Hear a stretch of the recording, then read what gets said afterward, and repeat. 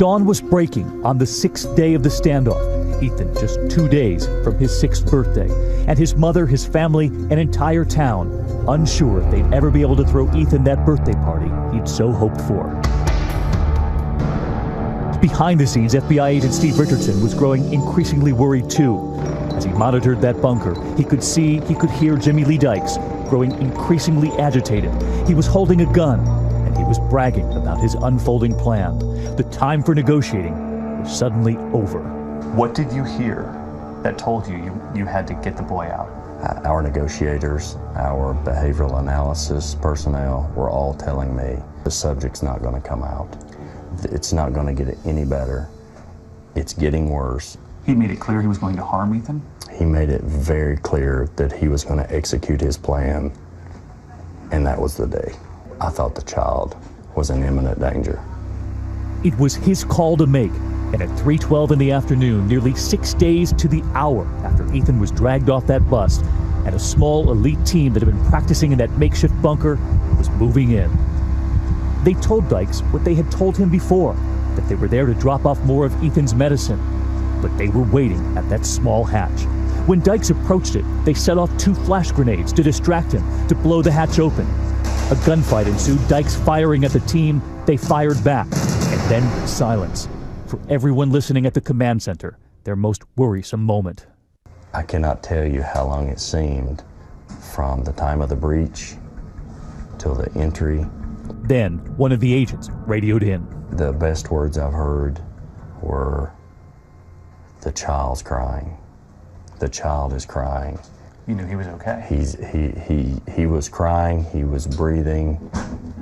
I knew that was good news. And for Ethan's mother, who'd been relying on every text message sent from that team, this time she would get a phone call, and Ethan's older brother Cameron was right there. You were there when she got the call?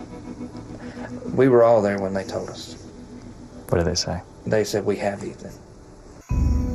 And down below, an alarming find. 2 bombs authorities believe were part of the plan, one in the bunker, the other in that ventilation pipe. And they've discovered writings left behind by Dykes that the FBI told us might one day shed light on his motive. Meantime, the town, Ethan's family, moving forward with plans for that 6th birthday party. And tonight, an ABC News exclusive, the first images of Ethan after the rescue. The family told us they hoped we would show America that Ethan's smile has returned. Ethan is playing again, the family telling us he hasn't spoken of the bunker or of that man. Instead, focusing on his new toy cars and finally celebrating that birthday at the town church. His only other trip, they tell us, to Toys R Us. And from his family tonight, a message for the team that saved their little boy. Thank you for bringing the boy back. I mean, my brother, he's something else. He's a bundle of joy. And I would tell him thank you every day I could, because they gave us him back. And there is someone else Ethan's family would like to thank, the bus driver, Chuck Poland, who gave his own life to protect the other children on that bus. The town pastor and his wife, their own grandchildren on the bus. The kids on that school bus, they loved their bus driver. I loved him and I didn't even know him. And it turns out that that bus driver was not only kind to the school children, he'd been kind even to Jimmy Lee Dykes. The FBI telling us tonight that the bus driver and his wife in recent months had befriended the loner, known to everyone else in the town as Mean Man. They were worried that he was alone.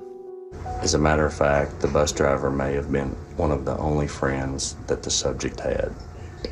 And he entered the bus, demanded children, and shot his friend to death. Tonight, a town remembering Mr. Poland, and a town still praying for little Ethan, praying that those smiles have returned for good. His mother saying she can't describe how incredible it is to hold him again, her sweet boy.